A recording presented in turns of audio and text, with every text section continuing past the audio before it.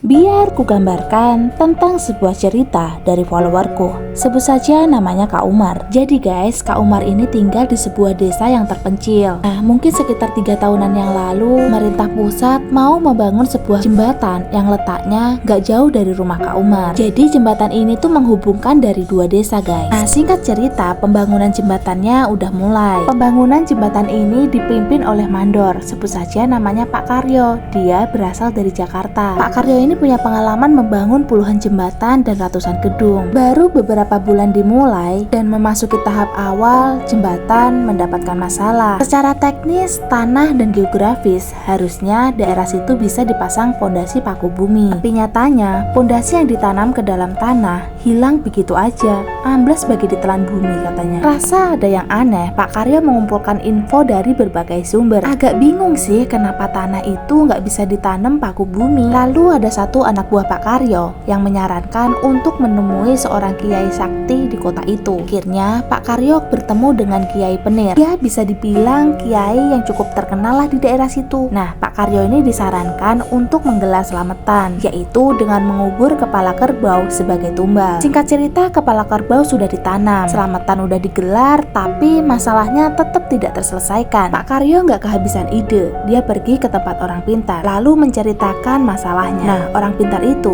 mau dibawa ke lokasi. Dia berjalan memutari lokasi proyek, mengambil tanah dan memegangnya. Lalu orang itu bilang, katanya mereka minta tumbal manusia. Pak Karyo kaget banget dengernya. Dia meminta agar bisa ditawar. Lalu orang pintar itu duduk di batu besar, seakan-akan dia lagi ngobrol dengan orang yang tak nampak. Lalu orang pintar itu berjalan menuju ke arah Pak Karyo, lalu berkata, buatkan gemblong dan wajik satu tampah, lalu taruh di situ, sambil nunjuk batu besar yang tadi beliau duduki. Nah, setelah gemblong dan wajik dibuat dan ditaruh di batu besar, proyek jembatan itu berjalan tanpa ada masalah. Sampai proyek pembuatan jembatan selesai, alhamdulillah nggak ada masalah. Dan jembatan itu sampai sekarang masih berdiri kokoh. Nah, kalau di tempat kalian gimana? Proyek pembuatan jembatan meminta tumbal juga nggak?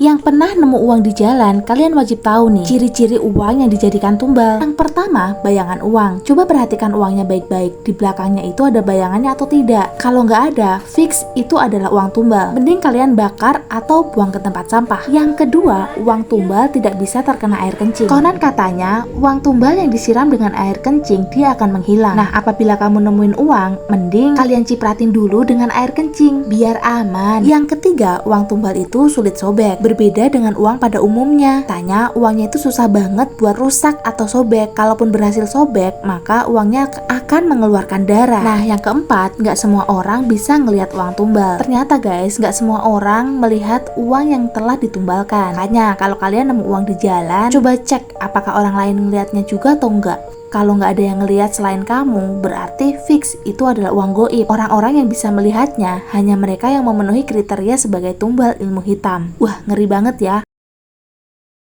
Ciri-ciri orang mau dijadiin tumbal, kalian wajib tahu nih. Yang pertama, orang yang mau dijadiin tumbal akan mencium wangian setiap hari. Gak tahu dari mana sumbernya. Dimanapun dia berada, selalu mencium aroma wangi yang sangat misterius. Yang kedua, gelisah dan sulit banget tidur malam. Yang ketiga, suasana tempat tinggalnya itu berubah. Secara mendadak, tempat tinggalnya itu menjadi gak nyaman, panas, membuat gelisah. Terus guys, sering muncul binatang-binatang aneh di rumahnya. Yang keempat, selalu mendengar suara atau bisikan aneh. Biasanya calon tumbal ini akan mendengar suara lonceng, angklung, gemericik air, terus kayak ada yang manggil-manggil namanya gitu. Yang kelima, sering melihat makhluk halus. Biasanya makhluk halus ini hanya menampakkan diri, ya walaupun sekilas, tapi ngeri juga kan. Dan yang terakhir, merasa dibuntuti, padahal lagi sendiri nih, tapi kayak ada orang di belakangnya. Pas dilihat tuh nggak ada apa-apa. Perasaan ini membuat was-was. Biasanya perasaan ini dimulai 40 hari sebelum ritual pengambilan tumbal.